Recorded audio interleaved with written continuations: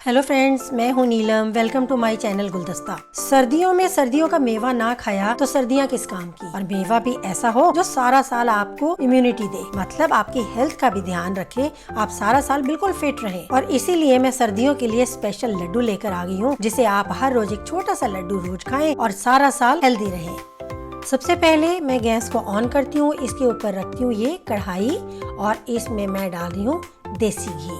देखिए देसी घी भी मेल्ट होने लगा है और अब इसमें मैं ऐड कर दूंगी ये आलमंड्स। ये आलमंड्स मैंने 175 ग्राम्स लिए हैं, ये मैं इसमें डाल के फ्राई करती हूँ। यहाँ पे बादाम पक गए हैं, कैसे पता चले? और आप देखेंगे कि जैसे ही मैं इसे घी में डालूंगी, थोड़ी देर के बाद जब ये पक जाएंगे ऊपर की तरफ पॉपअप होंगे, मतलब ऊपर की तरफ फूल जाएंगे। ये थोड़े से फूले फूले लगेंगे, जिससे आपको समझ आ जाएगा कि यस, बादाम पूरी तरह से फ्राई हो चुके हैं। ये देखो, थोड़ा सा हिलाने के बाद जो बादाम है ये धीरे धीरे ऊपर को फूलने लगे हैं और इसका कलर भी चेंज हो गया है। अब आपने देखा ये फूल गया है, इसका मतलब है कि अच्छे से ये फ्राई हो गया है। इन सभी बादामों को मैं एक प्लेटर में निकाल लेती हूँ। प्लेटर में कोई भी टिश्यू पेपर या फिर बटर पेपर कुछ भी बिछाने की जरूरत नहीं है, क्योंकि जब हम बादाम इसमें निकालेंगे और इसका जो घी वो प्लेटर में रह जाएगा, वो भी काम आएगा। बाद में हम जब आटा फ्राई करेंगे, आटा रोस्ट करेंगे, वो सारा हम इसी प्लेटर में डाल देंगे और ये सारा घी हमारे काम आ जाएगा, कुछ भी वेस्ट नहीं होगा। तो अब मैं आंच तेज कर लेती हूँ। आपने देखा घी भी मैंने थोड़ा ही डाला है। हर बार ध्यान रखें कि घी थोड़ा थोड़ा डालें और जैसे ही आपका ड्राई फ्रूट फ्राई हो जाए, अगर आपको ज़रूरत लगे तभी घी ऐड करें। तो अब नंबर आ जाता है अखरोट यानी कि वॉलनट्स का। ये भी इस घी में डाल देती हूँ फ्राई करने के लिए, और अखरोट भी मैंने 175 ग्राम्स लिए हैं। जी, ये तो वॉलनट्स भी फ्राई हो गए, इन्हें भी मैं धीरे धीरे बाहर निकाल लेती हूँ। लेकिन बाहर निकालने से पहले आपने फ्लेम को लो कर देना है। तो ये वॉलनट्स मैं जो निकालूंगी, सीधा आलमंड्स जहाँ डाले थे ना उनके ऊपर डाल दूंगी। अलग से प्लेटर लेने की जरूरत नहीं है, इसी में ही हमने डालते जाना है। अब बारी आती है मखाने की।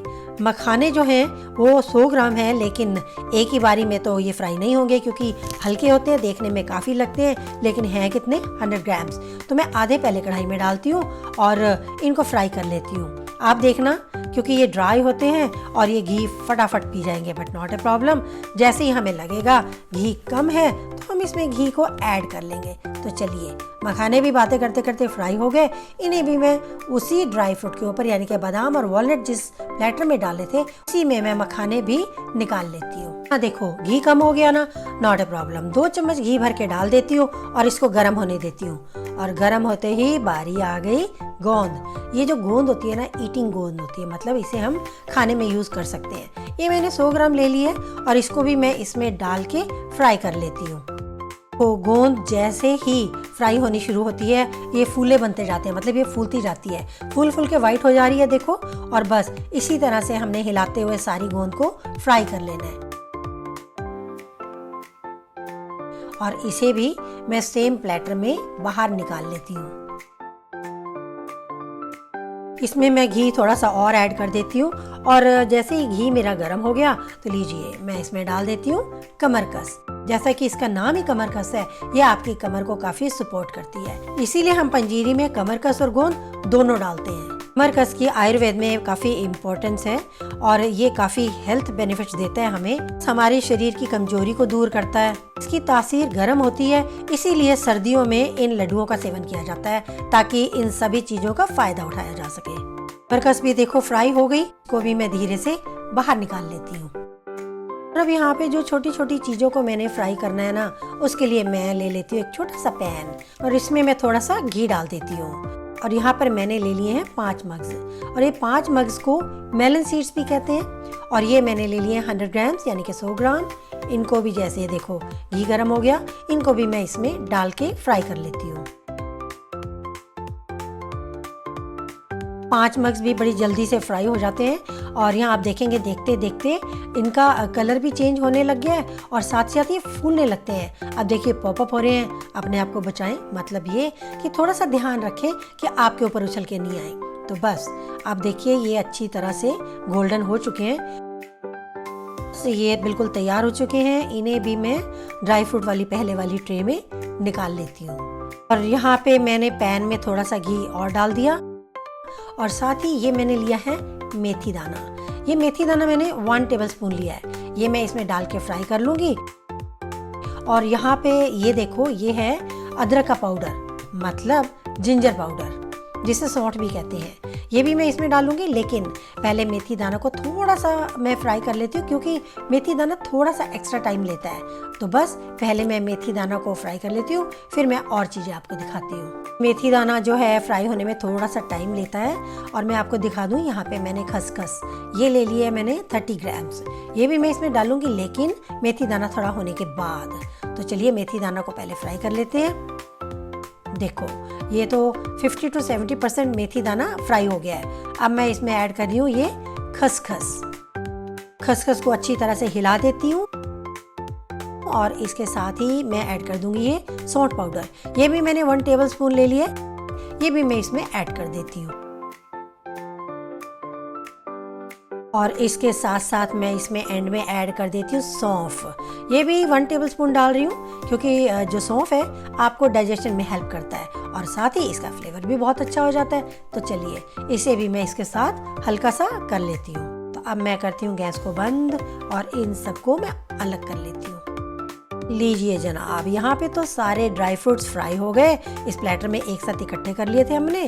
और दूसरी तरफ छोटे पैन में बारीक वाला सामान छोटे पैन में फ्राई कर लिया है। तो अब नंबर आता है ठंडा करने के बाद इसको एक मिक्सर में पीसने का। अगर आप पीसना नहीं चाहते, आपने दरदरा रखना है, तो हल्का सा दरदरा रख सकते हैं। लेकिन क्योंकि हमारे घर में दरदरे ड्राई फ्रूट अगर हो तो नहीं खाते बच्चे, इसीलिए मैं इसको पूरा पीस देती हूँ और बच्चों को पता भी नहीं चलता और वो खा भी लेते हैं। तो चलिए, ये तो मेरा पिसा हुआ पूरा सामान तैयार हो गया। अब एक कढ़ाई ले ली मैंने और इसमें घी डाल दिया और गैस को ऑन कर दिया है। तो बस घी थोड़ा सा गर्म हो गया। अब मैं इसमें यहाँ पे आटा ले लिया है, आटे को इसमें मैं थोड़ा थोड़ा डालती जाऊंगी ताकि ये घी में अच्छी तरह से मिक्स होता जाए। और फिर इसको भी अच्छी तरह से सेक लेती हूँ। आपको यहाँ पे लग रहा होगा कि घी कितना कम है, बट ऐसा नहीं है। जैसे जैसे आटा जो है घी में मिक्स होता जाएगा और घी अपना कमाल दिखाता जाएगा।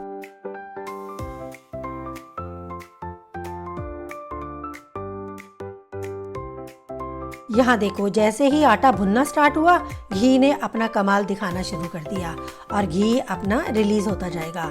इसी में इस आटे को मैं अच्छी तरह से भून लूंगी, लेकिन ध्यान रखना है अच्छी तरह लगातार हिलाते रहना है और साथ ही साथ इसको बीच बीच में प्रेस करते जाओ, ताकि अगर इसके कुछ पीसेस रह जाते हैं उसको प्रेस कर देंगे तो उसके अंदर का आटा भी अच्छे से भुन जाएगा।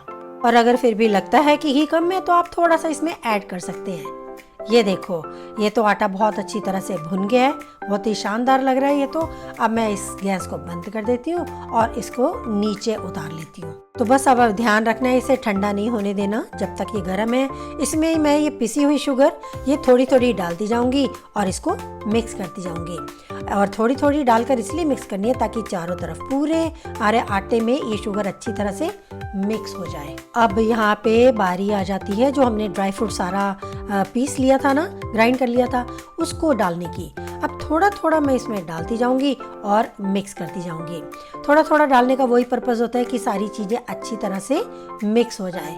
बस ये मैं इसमें डालकर अच्छी तरह मिक्स कर लेती हूँ। ये काफी गर्म है, इसलिए मैं अभी हाथ नहीं लगा रही।